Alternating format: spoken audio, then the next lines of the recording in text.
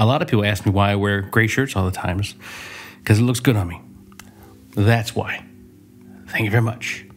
It doesn't matter how great a safety program is. It doesn't matter how engaged leadership is or how good we think everything is going. There's always going to be that one person who refuses to abide by the procedures that are dictating the way that we work. And that is one of the biggest problems we have in the industry, isn't it? We can try and make everyone happy, but there's still going to be that one person who refuses to follow a health and safety rule. It is what it is. It's always going to be that way, unfortunately. So in this video, I'm not going to tell you what you should do. In this video, I'm going to tell you what has worked for me in the past, and you can do with that information whatever you want to do with it.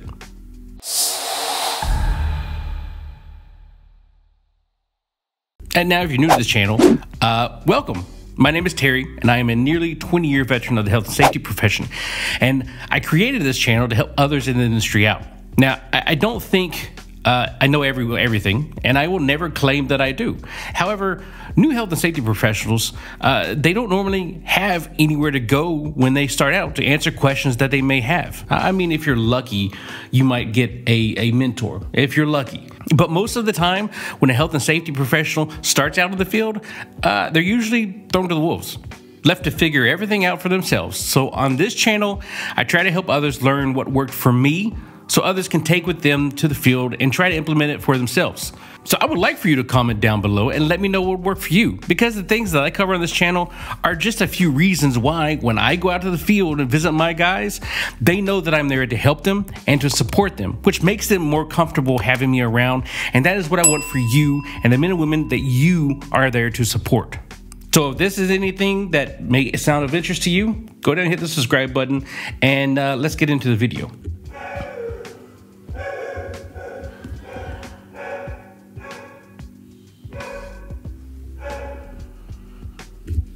Let's just give it a second. I think he's done. Yeah. Okay, I think he's done. Maybe not. I have no idea if you guys can hear that or not.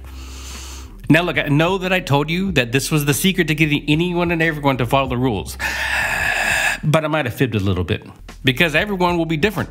What works for one person or several dozen people will not work for every single case. It wasn't totally clickbait. It just won't work 100% of the time. If what I am talking about doesn't work, then you have to get their leadership involved. But this method is to hopefully turn someone that is against your health and safety rule into one of your biggest advocates, because that's what happened to me. But a lot of the times, it is a matter of how we approach people. It is a matter of how we interact and how we talk to people. We don't need to go to the field and start talking at people or start talking down to people, because that reason right there will have people shut up quicker than a knife fight in a phone booth. I've seen it. But if you have someone that just refuses to do what they're supposed to do, here's something that worked for me, I'd say 90% of the time. Them. That's it. Just talk to them. Whenever we see someone out in the field not following a specific rule, a lot of people will just begin assuming that they're just trying to be disobedient because they don't want to follow some health and safety rule that has been put in place.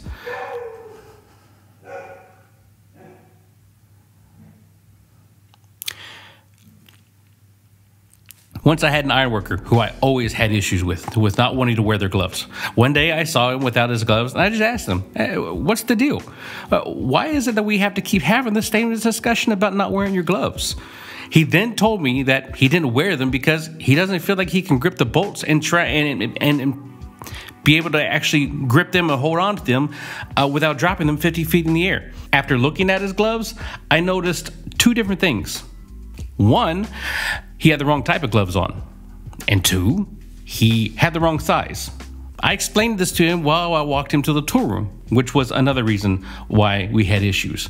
The gloves that he had were still relatively new, and he hasn't used them a lot, so they were not really worn out. And the tool room refused to give him another pair of gloves. So sometimes you have to deal with that. But after we got him the right kind of gloves and the right size of gloves, I never had any more issues with him. Instead of being, and I'm not exaggerating, instead of being one of the worst employees for not following the health and safety, we'll just say rules, he became our biggest advocate for health and safety and for following the rules and wearing proper PPE. He would make sure that everyone's gloves were the right ones to be used, the right kind of gloves. He always made sure people had the right tool for the job. If their gloves, made sure that they had the right size and that they were in good condition. You see, a lot of the times we see people and we just think they're trying to be difficult. But sometimes the issue is that they just don't know. It is our job as health and safety professionals to support and to help educate in these times. It's not for us to yell at them and chastise them or even write them up. For the love of God, stop writing people up. Stop going out there trying to find people to fire. I know I said I wasn't going to do something. I wasn't going to tell you what to do in this video. And I'm not, okay? I know it kind of sounded like I was, but you can do whatever you want to do.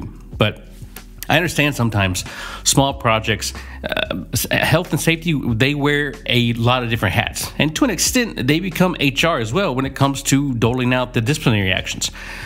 But for the love of God, please stop going out to the field looking for people to write up or looking for people to escort off the site, because that's not going to do anything but gain you a bad reputation, and seemingly nobody is going to want to see you out in the field. Nobody is going to come to help you asking for support or asking questions that they very well need to have answered. Go out there and try to help people. If you see someone not doing something they're supposed to be doing, actively care about them, coach them, and help educate them so they fully understand.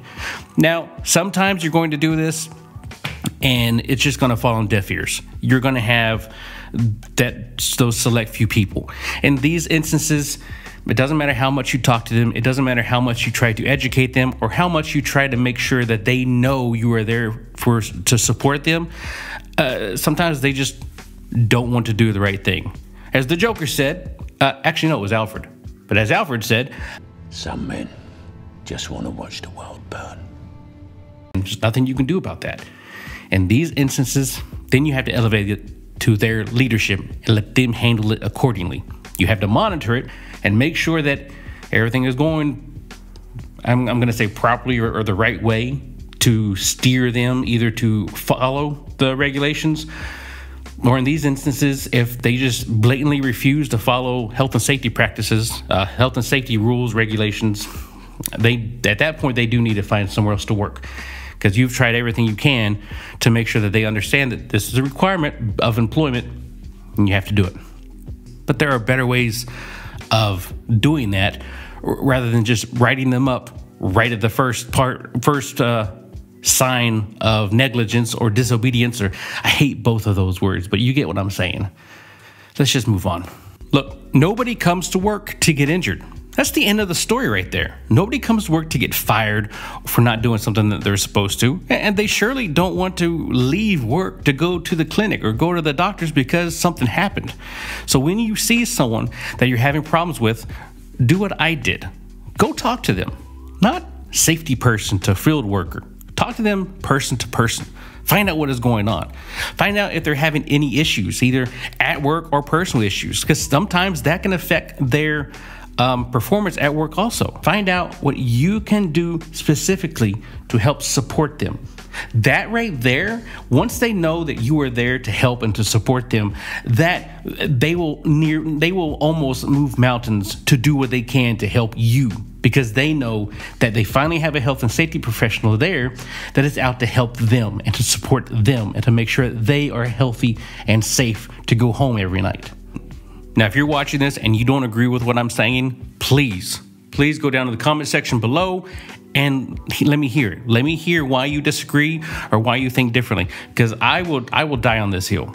Health and safety professionals, we need to start